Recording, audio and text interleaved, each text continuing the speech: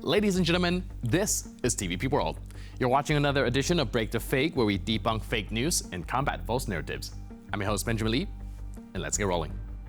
The Kremlin's axis of desperation, Russia, Iran, North Korea, Belarus, and Syria, has just lost one of its illustrious members. Bashar al-Assad, the eternal leader beloved by no one except his own propaganda machine, has been unceremoniously booted by Syrian rebels. It seems a grand dream of holding power by terrorizing your people is once again proving to be less sustainable than a wet paper towel. Assad's loyalists melted away faster than a Russian ruble under sanctions, with rebels practically strolling into Damascus amid a flurry of celebratory gunfire. Apparently, no one was particularly keen to die for a dictator whose last election saw a laughable 95% approval, eerily similar to the landslide victories claimed by Putin and Lukashenko. It's almost as if these autocrats used the same manual for inflating egos and rigging results. Let's not forget Putin's bold 2017 proclamation in Syria. If terrorists dare raise their heads, Russia's forces will strike them with such power that they've never seen. And fast forward to December 2024, and it's not terrorists, but Assad's regime and their Russian allies scrambling to abandon their shiny military toys and flee like a kid caught raiding the cookie jar. Здесь созданы и на постоянной основе будут действовать два пункта базирования в Тартусе и здесь, в Хмимиме. И если террористы вновь поднимут голову, то мы нанесем им такие удары, которых они пока и не видели. Now, this should serve as a cautionary tale for Putin and his favorite minion, Lukashenko.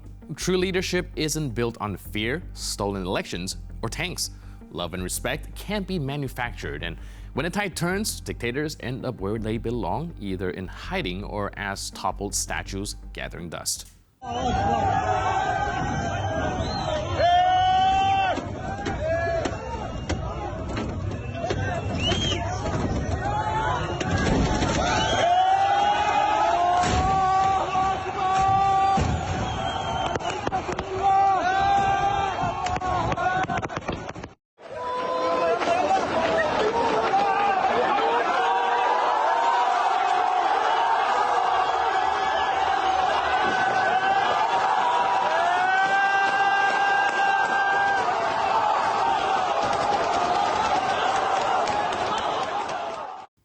Assad's downfall is a poetic reminder that no amount of rigged votes or oppressive rule can grant invincibility. A lesson perhaps for Moscow and Minsk to ponder, though it's doubtful that they'll take notes, being too busy adding new chapters to their tragic comedy of errors. In yet another masterclass of Kremlin absurdity, Sergei Lavrov, Russia's diplomatic warhorse, delivered his latest fantasy wish list in an interview with Tucker Carlson. During the sit-down, Lavrov seemed to revel in his love for alternate realities where logic and facts are as scarce as his integrity. Now, the Russian foreign minister's demands for peace were, of course, nothing short of a comedy sketch. Ukraine must surrender its sovereignty, NATO needs to pack up and leave, and Zelensky is expected to grovel by publicly undoing his refusal to negotiate with Putin. Oh, and let's not forget the cherry on top. Ukraine must welcome back Russian language, culture, media, and even the Kremlin-backed church with open arms. At the coup in February 2014, had it not happened, and had the deal which was reached the day before between the then president and the opposition implemented, Ukraine would have stayed one piece by now with Crimea in it. It's absolutely clear. They did not deliver on the deal, instead they staged the coup. The best part? Lavrov's magnanimous offer that Russia would graciously be among the nations guaranteeing Ukraine's security. Yeah, the very nation that bombed, invaded, and annexed Ukraine is now volunteering as a babysitter. If this wasn't so tragically delusional, it might be actually funny. Well, almost. Russian propaganda never disappoints when it comes to creative insults or outright absurdities. In the latest episode of their circus act, aptly named 60 Minutes, because apparently creativity is reserved only for their lies, Russian propagandists labeled President Trump's potential government appointees as drunkards and sadists. Quite rich, coming from a country where the national pastime alternates between vodka shots and tank parades. В Штатах развитие получило очередной скандал с членом команды Трампа. Будущий министр обороны США пообещал бросить пить. То есть мир станет все-таки безопасней. По пьяной лавочке никто межконтинентальную баллистическую ракету «Минитмен» не запустит. Речь о выдвинутом Трампом на должность главы Пентагона Питти Хескете. В Сенате США забеспокоились, когда СМИ начали публиковать информацию о том, что он любит приложиться к бутылке на рабочем месте и домогается коллег. И вот сегодня Хескет торжественно пообещал не пьянствовать в Пентагоне. Клятву он дал председателю Сенатского комитета по вооруженным силам Роджеру Уикеру. Такая вот своего рода присяга. Будет ли за министром обороны США ходить адъютант с алкотестером, не уточняется. Комики глумятся над кандидатом. Шутят, что по пьяни он разбомбит Францию. И вспоминает, как в эфире Fox News Хескет говорил, что шампанское по утрам прекрасно помогает от похмелья. Трамп уже ищет альтернативу пьянчуге, утверждают СМИ. Основной кандидат — губернатор Флориды Рон Десантис, бывший соперник Дональда по праймерис. В годы службы на флоте был и прокурором в Ираке, Гуантанамо, тюрьме, печально известной пытками заключенных.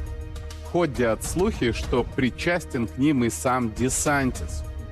То есть новым шефом Пентагона будет или садист, или пьяница. Наконец, Москва. Я начать хочу с того свое неизбежно краткое выступление, что все-таки не нужно обольщаться всякого рода мифами, иллюзиями и даже историческими воспоминаниями замечательными. Если бы мы продвигались с таким темпом, как контрнаступление Красной Армии под Москвой было, то речь бы не шла там о нескольких метрах или одном квадратном километре в сутки. Все-таки сколько нам не говорят, что украинская оборона вот-вот рухнет, вот-вот рассыплется, что говорят уже много недель, если не месяцев. Что-то она не все никак не рушится и не рассыпается. Что-то в истории вдохновляет, но то же самое, что вдохновляет, заставляет и задуматься о том, о нынешних сегодняшних событиях. И относительно любимой темы российского телевидения, всех американских дел. Да, это все внешне выглядит как, между прочим, большая демократия вместо нашего такого суженного политического поля. Of course, the propagandists probably pine for a world where every US politician is a carbon copy of Tulsi Gabbard, who are quicker to blame the war in Ukraine on NATO expansion rather than, I don't know, the country actually invading Ukraine. But let's step back and admire the irony here. Russian propagandists whose own job description requires them to twist the truth until it's unrecognizable are suddenly experts on moral character. Now, these are the same people who cheer for a regime that jails opposition leaders, poisons critics, and calls it protecting national values. What's next? Lavrov giving lessons on honesty. Now, perhaps this is less about Trump's appointee and more about projection. After all, if there's one thing that Russian state TV understands, it's leadership that thrives on drunken brawls and sadistic power plays. You know, just another day in the life of the Kremlin. So while they sling their insults across the ocean, the world laughs at the irony. The masters of propaganda pointing fingers at anyone who doesn't toe the Moscow line. And with that, we conclude this edition of Break the Fake. But for more news, update, and commentary, please stay tuned to TVP World.